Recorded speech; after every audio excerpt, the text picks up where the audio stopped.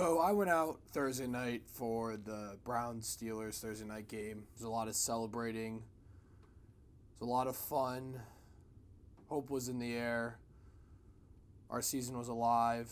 And then 8 seconds left in the game, it all came crumbling down like a house of cards. It's just so Cleveland Browns for this to happen, where the season seems dead and we dig ourselves out of a hole and start to build upon things to make our team look better, to just have it all fall apart with 8 seconds left after a convincing win against our main rival. Before I talk about the Myles Garrett situation, I want to talk about the game first. There's so much I loved about what the Browns did on Thursday night. Baker, I know, only threw for like 190 yards, but I thought he looked really good. He's looking more confident again. He's building upon his success week to week.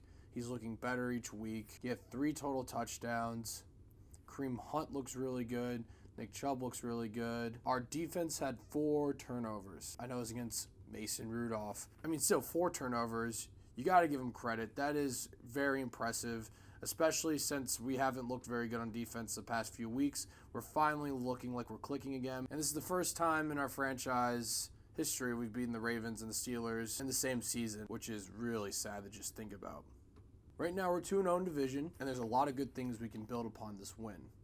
Things I don't like. Freddie Kitchens, I know I complain about you in every single one of my Browns videos.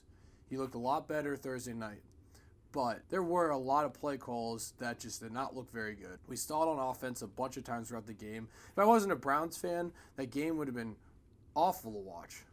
It was a terrible game if you're not a fan of the Browns. A lot of the play calling stalled. Maybe you can build upon what you did good, because that first drive was just awesome and our defense looked unreal. So maybe build upon those things. But the things I didn't like, there was so many drives that just stalled because of just dumb play calling that I didn't really understand. Like I said, do not overthink everything like you normally do. Just keep it simple. You'll win games. We have enough talent to do that. Now, I'll get into what happened. 8 seconds left in the game. Myles Garrett takes down Mason Rudolph. Some people think it was kind of a late hit, sort of like you didn't have to bring him down. Whatever, I thought it looked like a normal football play. There was no flag on the play, so I guess the refs thought so too. Then Mason Rudolph tries to rip off Myles Garrett's helmet, kicks him in the dick, and then Myles Garrett rips off Mason Rudolph's helmet and then hits him over the head with it. I'm just really disappointed in the fact that this happened with 8 seconds left and we were up 21-7. This could have been avoided. I know tempers flare in the moment. You gotta keep your cool in those situations, and it did look really bad. He definitely deserves a suspension. You cannot hit someone in the head with their helmet. That can literally kill you. But there is a rule about using a helmet as a weapon on the field. It's a 15-yard penalty and you're disqualified from the game. I don't know if there's a suspension tied to it. I don't know if the rule says that. That's what the official rule is on the field. People were saying they'd never seen anything like this before. This has happened before. I've seen this happen before. I just think this hasn't happened on like a primetime game, and Myles Garrett's a star, so maybe that's why it's a lot bigger. But I've seen this happen before, and it's only been like a 3-game suspension. The worst I've ever seen was Albert Haynesworth, and he got a 6-game suspension.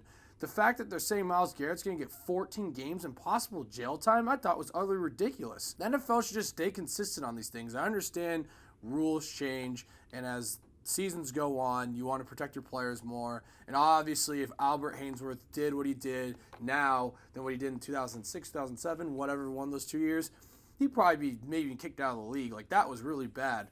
The fact he got 6 games, they're saying Myles Garrett's going to get more than double that. I just think it's kind of ridiculous. It's just be consistent when you're punishing your players. I'm not saying he doesn't deserve a suspension. He obviously does. I think rest of the season is probably fair. 14 games, I think that is absolutely ridiculous. And let's not say Mason Rudolph is innocent in this whole thing. My God, he tried to rip his helmet off, he kicked him in the dick, and he charged after him. That doesn't condone what Myles Garrett did. You shouldn't use your helmet as a weapon ever. But it's not like Myles Garrett just decided to just get pissed off and just hit Mason Rudolph in the head with his helmet. No, Mason Rudolph was antagonizing him and he went after him. Don't act like he's so innocent. Don't act like he's a victim. He's not. In fact, the NFL might suspend Myles Garrett for 14 games and then Mason Rudolph for none, just fine him. That's ridiculous. Maybe my opinion on this is very unpopular, but I think what Myles did was inexcusable. He deserves at least a 6-game suspension.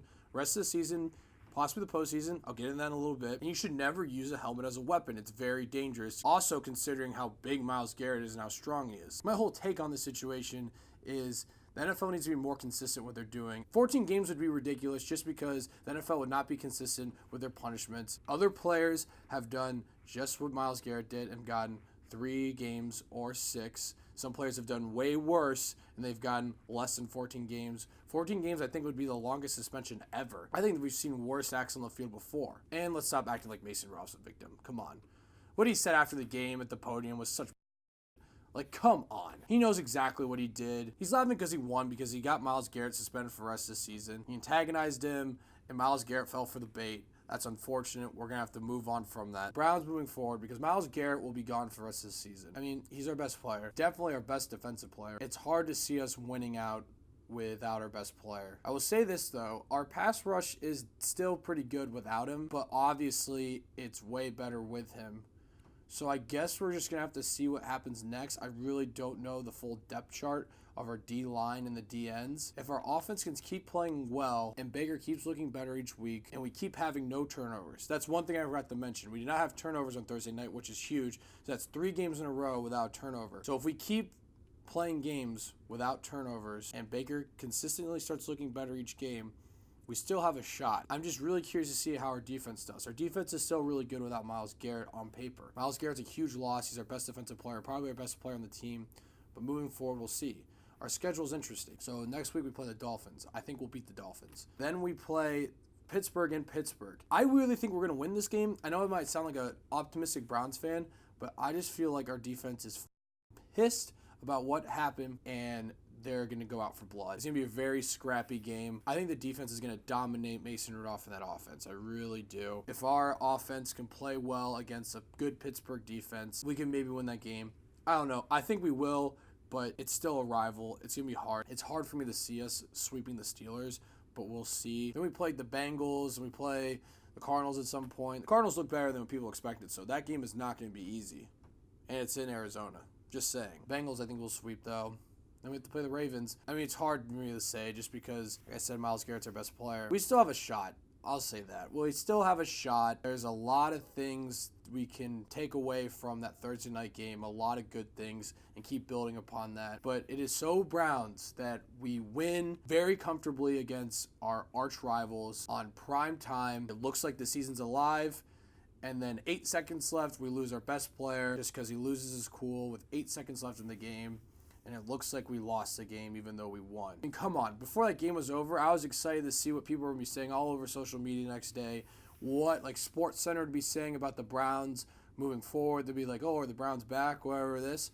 And all they did was talk about the Myles Garrett thing all day. I haven't heard one show, one ESPN show, one podcast, nothing talk about what are the Browns' chances now moving forward. And yes, they'll probably all say we have no chance now since we lost our best player. I'm just curious to see everyone's opinion. I mean, we've talked about the Myles Garrett thing for so long. We only could say so much about it. How are we still talking about this? Myles Garrett will be gone for the rest of the season. I know he's going in person for his appeal, but he'll be gone for the rest of the season. I just really hope he doesn't miss any of next season. He probably will miss a little bit. If he misses half of next season, that is just ridiculous, and the NFL is just not consistent on any of their punishments. That's all I'm going to say about that. So, what do you guys think is going to happen now with the Browns? What do you think is going to happen with Myles Garrett? Please comment below and let me know what you guys think. Thank you guys so much for watching, and click here to see more of Davey Dave's Takes.